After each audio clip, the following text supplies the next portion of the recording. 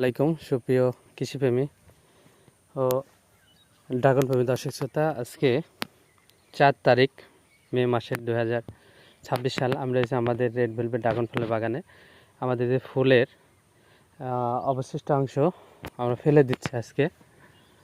এই যে দেখুন, ফেলে দিচ্ছি। আরও 2 দিন পরে ফেলে দিলে সবচাইতে ভালো হতো, কিন্তু এখন আজকেই ফেলে দিচ্ছি। এর কারণটা হচ্ছে প্রচুর পরিমাণে আবার নতুন যে কুঁড়ি আসছে। দেখুন যে এই কুঁড়ি আসার কারণে এই ফুলের পচা অংশগুলো এর রস ঝরে ঝরে অনেক ফুলের কুঁড়িতে পড়ার কারণে সেগুলো নষ্ট হয়ে যাচ্ছে বা ছত্রাক অ্যাটাক করে নষ্ট হয়ে যাবে। এই জন্য আমাদের একটু আগাম করেই যতটা সম্ভব এই ফুলের পচা অংশটি ফেলে দেওয়া যায় সেটা আমরা ফেলে দেওয়ার কাজ করছি। এরপরে আমাদের গত রাত্রে আমাদের এই নাটোর পাবনা এই সাইডটায় প্রচুর পরিমাণে রাত্রে বৃষ্টি হয়েছে।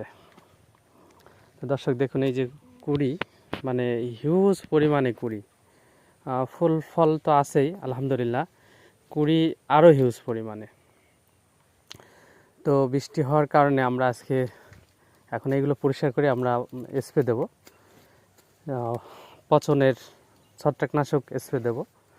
তো আমরা আজকে কী দেব?